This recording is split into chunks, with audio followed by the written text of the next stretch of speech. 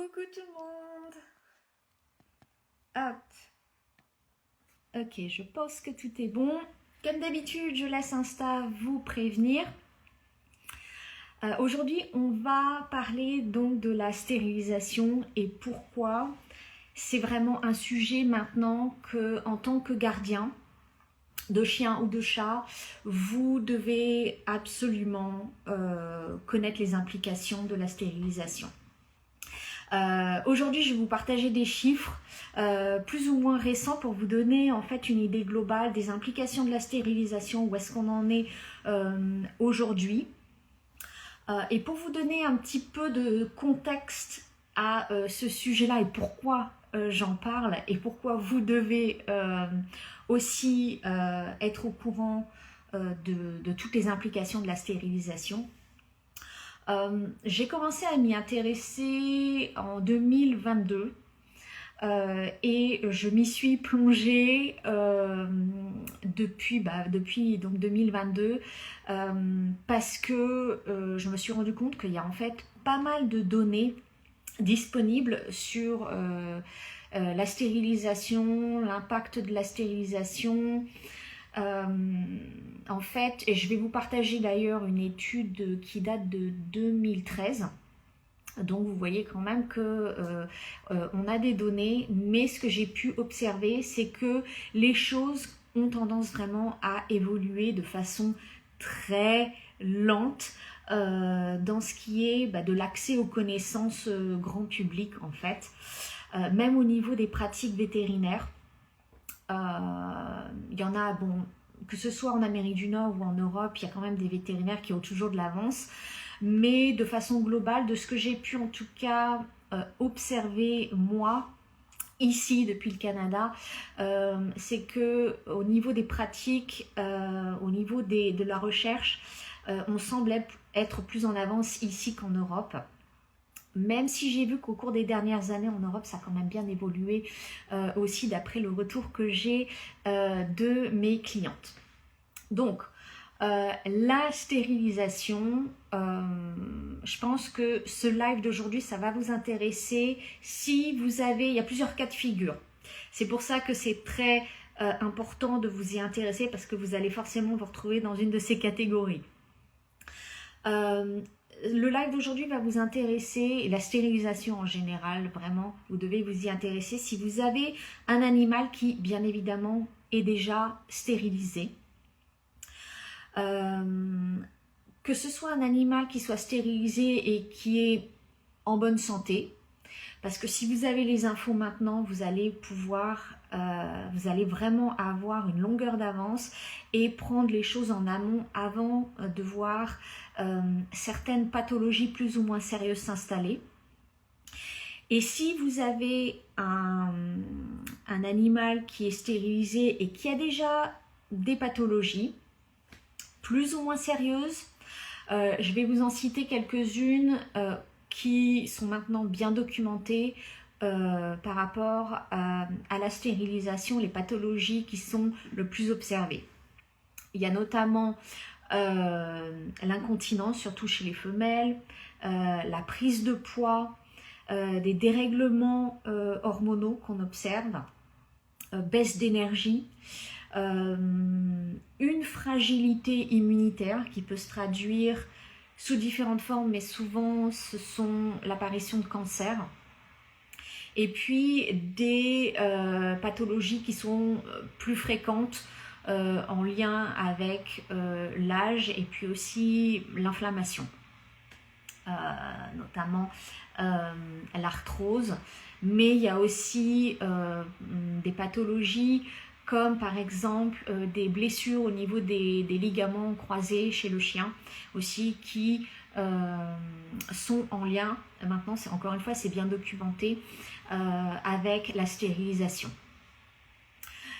Si vous avez un animal, coucou à celle qui arrive, si vous avez un animal qui n'est pas stérilisé et vous vous posez la question de stérilisé ou pas, cela aussi va vous intéresser, c'est évident. La raison pour laquelle en fait j'ai décidé de faire ce live et de vous partager ça aujourd'hui, c'est parce que j'ai eu des questions par rapport à la masterclass que je propose justement en lien avec la stérilisation dans le programme Harmonie et Détox. Je pense qu'après 3 ans de recherche, en fait, j'ai compilé vraiment en quelque chose qui va vous aider en fait à prendre une décision si votre animal n'est pas stérilisé, ou qui va vous permettre d'avoir en fait tout un panel, une checklist en fait et des infos à discuter avec votre vétérinaire pour pouvoir aider votre animal, surtout s'il a déjà des pathologies, parce que de ce que j'ai vu, de ce que j'ai lu aussi, des études scientifiques qui ont été faites sur la stérilisation et les différentes problématiques qui apparaissent. Coucou tout le monde. Eh bien, les pathologies en fait sont traitées avec plus ou moins de succès, mais souvent il n'y a pas vraiment d'amélioration notable. Il peut y avoir une certaine aide au niveau du confort de l'animal, mais surtout je pense notamment aux boiteries. Les boiteries, c'est des choses qu'on observe assez régulièrement en fait suite à des stérilisations. Et bon, pour les boiteries, il y a vraiment tout un panel naturel ou en médecine conventionnelle, vétérinaire, qui peuvent aider. Mais le problème, c'est que c'est jamais vraiment sur la durée ou une résolution permanente de la problématique. Et en fait, avec les nouvelles données qu'on a en lien avec la stérilisation, on peut améliorer ça de façon durable, permanente, avec vraiment un renversement, une amélioration de certaines pathologies. C'est pas valable pour tout, mais en tout cas, de ce que j'ai lu, de ce que j'ai pu observer, il y a vraiment c'est très prometteur, c'est très encourageant.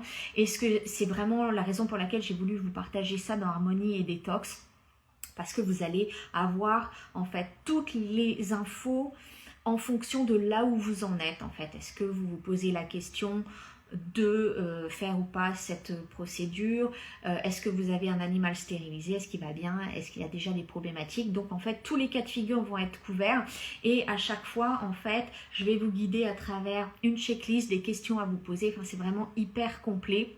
Vous allez vraiment ressortir de là avec absolument toutes les réponses aux questions, et aussi des infos à discuter avec votre vétérinaire. Donc c'est vraiment, je trouve, hyper, j'ai pas envie de dire miraculeux, mais ça change énormément de choses dans le soutien de nos animaux, surtout s'ils sont stérilisés. Si vous avez des questions par rapport à ce live, n'hésitez pas à me poser vos questions, ou si vous regardez en replay, c'est pareil, vous pouvez aussi venir me voir en MP, il n'y a pas de problème. Donc voilà, le cadre est posé. Je vais maintenant rentrer dans le vif du sujet par rapport à des études sur lesquelles je suis tombée, qui sont assez parlantes par rapport donc à ce thème d'aujourd'hui. La stérilisation, surtout pour les refuges, ça reste une procédure, on va dire, de routine. C'est une procédure qui est très facile à faire, qui est rapide et qui permet vraiment de contrôler les populations. Donc voilà, c'est quelque chose à l'heure actuelle pour contrôler les populations qui est le plus rapide, le moins coûteux, le plus efficace. Pour ce qui est des autres animaux hors contrôle des populations, je pense qu'il y a des problématiques qui impactent sérieusement la qualité de vie de nos animaux. J'ai parlé des animaux qui sont stérilisés et où il y a des problèmes d'obésité. Les problèmes d'obésité, ça crée toute une cascade aussi de problématiques, hein, notamment au niveau articulaire, de développement de l'arthrose, entre autres, de problèmes cardiovasculaires. En fait, quand on a un animal qui est obèse, voilà, c'est toute une cascade d'autres problématiques que ça entraîne. Donc c'est vraiment à prendre au sérieux. Et c'est vraiment une problématique qu'on observe avec la stérilisation, suite à la stérilisation. J'ai parlé des problèmes de ligaments croisés aussi chez le chien. D'ailleurs, en consultation, j'en ai assez souvent de problèmes de ligaments croisés et je vous le donne dans le mille. À chaque fois, ce que j'ai pu observer, c'est que ces problèmes de ligaments croisés sont chez des animaux qui ont été stérilisés. J'ai parlé des cancers aussi. Une autre pathologie que j'accompagne assez régulièrement, malheureusement, en consultation, ce sont l'hyperthyroïdie du chat et l'hypothyroïdie du chien. Et il y a des liens qui ont été faits, ça a été clairement documenté, hein, que la stérilisation est un des risques majeurs dans le développement de l'hypothyroïdie chez le chien.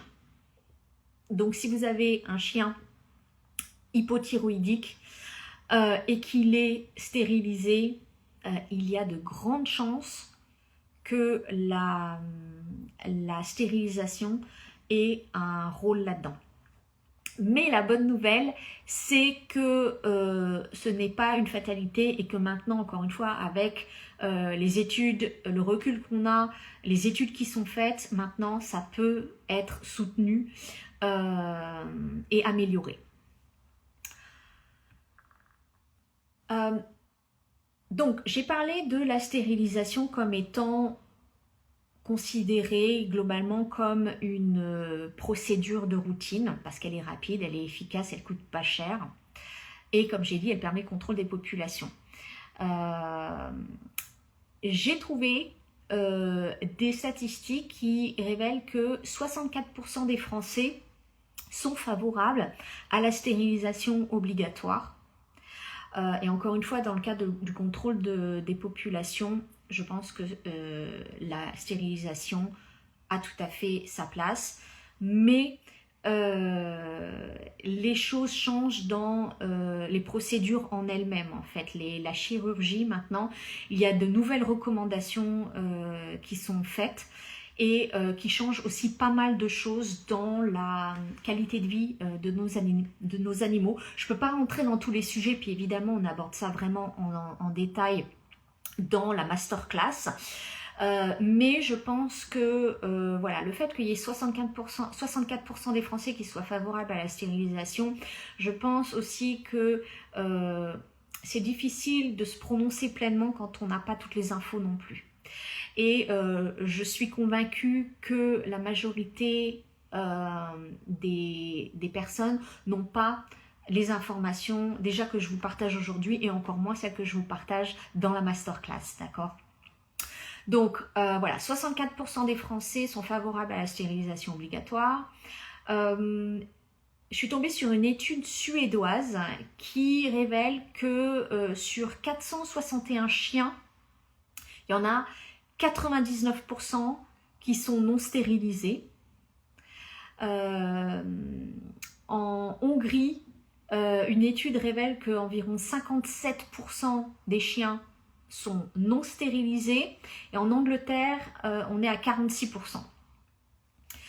Je pense qu'avec cette problématique, ce sujet de la stérilisation, parce que j'ai pas encore envie qu'on tombe dans les choses binaires, la stérilisation a tout à fait sa place. C'est simplement être beaucoup plus dans peser le pour et le contre. C'est ce que j'ai pas mal abordé lors des masterclass. C'est important de ne pas voir les choses de façon ça c'est bien, ça c'est pas bien. Il y a déjà eu des cas que moi j'ai pas traité personnellement, mais que j'ai pu lire dans des études où la stérilisation était vraiment recommandée pour la santé de l'animal. Donc, la stérilisation a sa place, le tout c'est peser le pour et le contre, c'est toujours la même chose. Et c'est vraiment ce qu'on voit ensemble dans Harmonie et Détox, mais aussi dans la masterclass sur la stérilisation. Je vous aide vraiment à prendre votre décision en pesant, vous, dans votre situation unique, la situation avec votre animal, bah, le pour et le contre, en fait, ce qui convient le mieux à votre situation. En prenant, c'est ce que j'appelle vraiment prendre une décision éclairée, c'est-à-dire vraiment avoir toutes les infos pour peser le pour et le contre. Je regarde s'il y a des questions à présent. Ok, on est bon. Donc, le but, c'est vraiment de faire le distinguo entre les mythes et la réalité de la stérilisation. Alors, on va voir rapidement les bienfaits, les avantages de la stérilisation.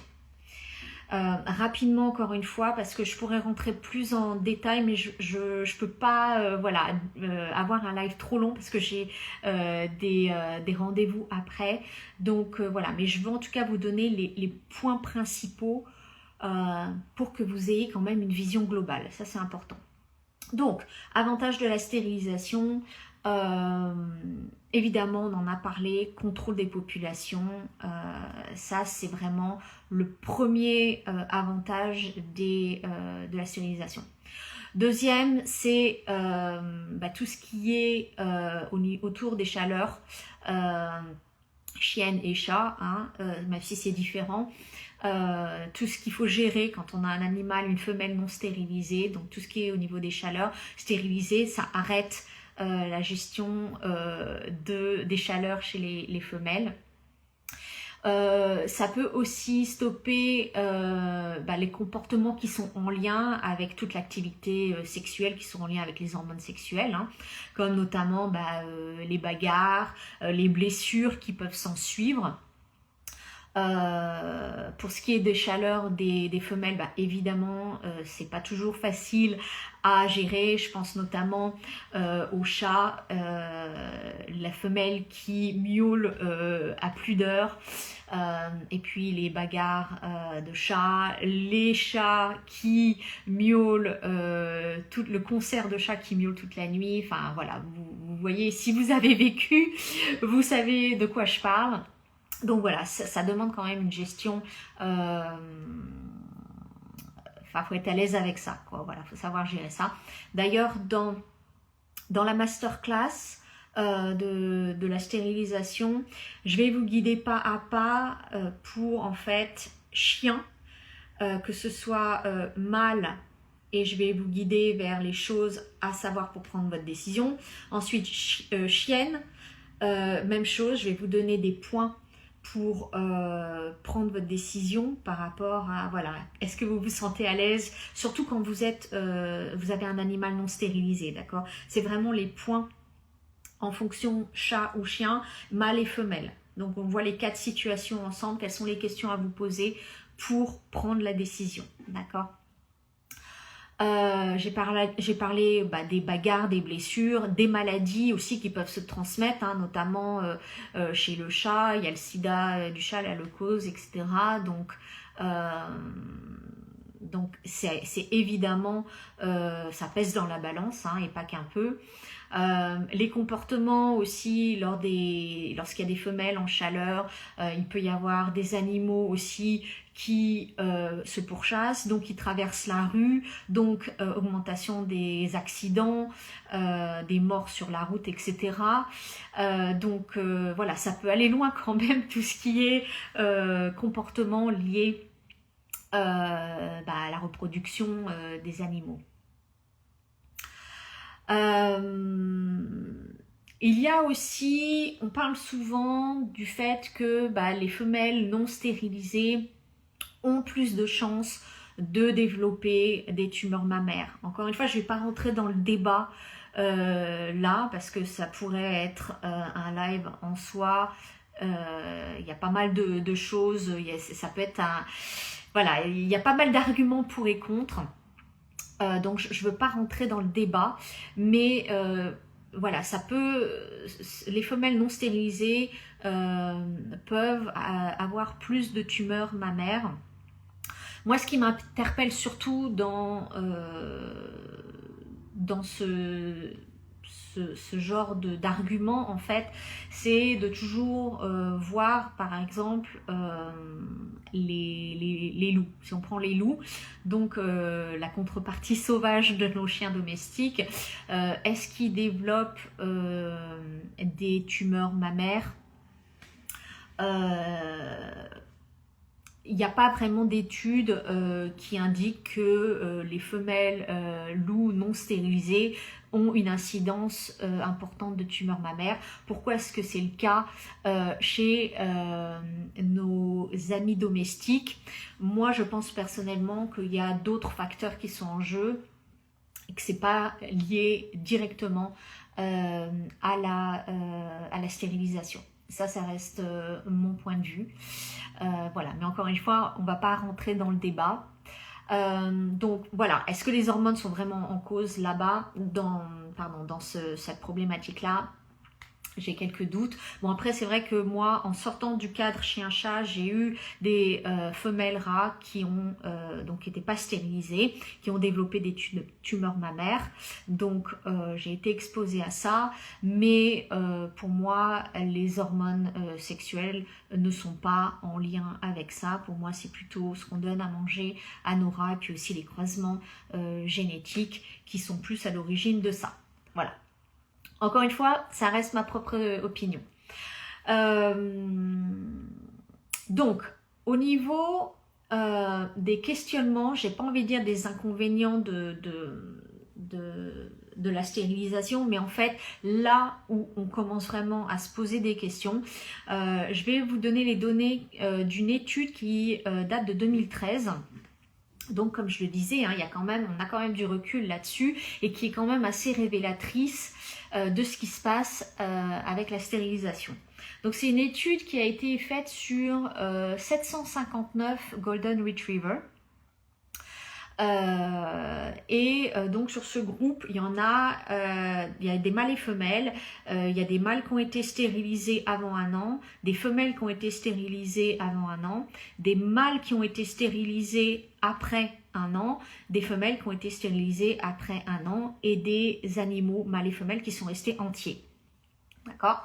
Et on a observé donc différentes pathologies et l'incidence de ces pathologies donc sur ce groupe de Golden Retriever. Pour simplifier les résultats de cette étude, aucun des mâles entiers de ce groupe n'a développé de problème de ligaments croisés. Le pourcentage d'angiosarcome était 4 fois supérieur chez les femelles stérilisées que versus les femelles non stérilisées, d'accord? Donc 4 fois supérieur chez les femelles stérilisées.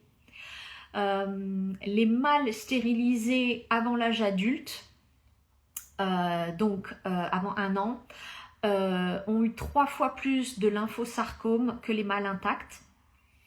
Et les tumeurs mastocytaires sont absentes chez les femelles intactes. Donc il y a clairement des pathologies qu'on retrouve chez les stérilisés, qu'on ne retrouve pas du tout chez les non stérilisés. D'accord? Donc qu'est-ce qu'on fait quand on a un animal en fait qui est déjà stérilisé? Alors c'est sûr que et ça on le voit dans Harmonie et Détox, hein, tout ce qui est en fait être dans la prévention. Donc tout ce qui est limitation des toxines, ça c'est absolument fondamental. Je vous aide au niveau des, par exemple, je vous aide pour ce qui est alimentation à repérer les toxines. Et donc une alimentation qui est vraiment limitée en toxines et qui est anti-inflammatoire, évidemment, ça va aider votre animal. Il y a aussi soutenir l'immunité, ça c'est, je dirais, même fondamental parce qu'avec les données qu'on a, on voit que l'immunité après une stérilisation est mise à mal. Donc vous devez vraiment être dans cette démarche préventive de soutenir l'immunité de votre animal. Et puis voilà, il y a quand même des approches qui sont conventionnelles ou naturelles pour venir soutenir les différentes pathologies qu'on voit, mais encore une fois avec les recherches et les nouveaux traitements qui sont relativement naturels, je dirais. Il y a vraiment une amélioration permanente. On n'est pas dans essayer d'améliorer un peu. Il y a vraiment moi j'ai vu des témoignages qui sont incroyables et des témoignages aussi de vétérinaires qui ont eu leurs propres animaux stérilisés, qui ont eu des problématiques avec leurs animaux et qui ont complètement réverser en fait certaines pathologies. Donc c'est vraiment très très prometteur et je m'y suis penchée là-dessus en fait et c'est de plus en plus, bon, on connaît comment ça fonctionne et donc je vous partage ça aussi dans la masterclass parce que je pense que c'est vraiment le futur pour nos animaux, surtout ceux qui sont stérilisés. Voilà, donc j'ai parlé de comment, des points vraiment essentiels, l'alimentation, ça c'est vraiment, c'est incontournable, j'ai envie de dire. L'alimentation chez nos animaux, qu'ils soient stérilisés ou pas hein, d'ailleurs, hein. Mais je dirais encore plus s'ils sont stérilisés, alimentation anti-inflammatoire, c'est la base. Sinon vous courez aux problèmes, en fait, vers les problèmes pour votre animal. Ça c'est évident. Le conseil aussi, une des nouvelles directives, des nouvelles recommandations internationales, c'est aussi de stériliser maintenant le plus tard possible. Donc stériliser lorsque l'animal atteint l'âge adulte. Stériliser avant, les études montrent en fait que l'incidence des pathologies est plus importante et plus rapide aussi si on stérilise jeune. Donc pour ce qui est des petits chiens et des chats, on peut commencer à stériliser entre 9 et 12 mois, des fois ça peut être beaucoup plus tôt, hein. Mais maintenant c'est d'attendre au moins 9 à 12 mois pour les petites races et d'attendre un an et demi à 2 ans pour les plus grosses races de chiens comme les mastifs ou les dogs allemands par exemple, donc attendre 2 ans avant de stériliser. Voilà ce que j'avais envie de vous partager pour vous donner le cadre. Les recherches sont là, les résultats sont là et voilà. Je vous partage tout ça dans la masterclass d'harmonie et détox. On va vraiment voir ça en détail et voilà, je peux vous garantir que vous allez vraiment ressortir de cette masterclass et même du programme hein, avec tout ce qu'il vous faut pour vraiment avoir un chien ou un chat en bonne santé le plus longtemps possible.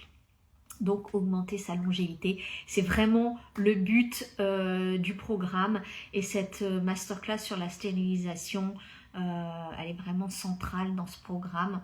Je suis vraiment très heureuse de vous la partager dans le programme parce que je pense que comme je l'ai dit, ça change énormément de choses dans notre approche de la santé, notre compréhension des procédures voilà, que subissent nos animaux. Et encore une fois, ce n'est pas tant dire oui c'est bien, il faut pas stériliser. Je pense que c'est surtout avoir les infos nécessaires pour prendre des décisions éclairées, des décisions en conscience, ce qui vous semble le mieux adapté à votre situation, à votre animal. Voilà, à ce que vous traversez avec votre animal. Est-ce qu'il y a des questions par rapport à ce que j'ai partagé, des interrogations? Voilà, n'hésitez pas. Je pense que je vais m'arrêter là. En tout cas, voilà, je reste disponible si vous avez des questions. Harmonie et Détox, c'est dispo jusque mardi, donc 30 septembre. On commence le programme le 1er octobre avec les 4 modules qui constituent vraiment le corps de la formation. Et voilà, on se retrouvera pendant le courant du mois d'octobre pour la masterclass sur la stérilisation. Et j'ai vraiment hâte de partager ça avec vous. Ce sera une masterclass qui sera en live. Voilà, sur ce, je vous laisse. Je vous souhaite une très belle soirée, un très bon week-end. Et voilà, j'espère vous retrouver dans Harmonie et Détox. Ciao, ciao.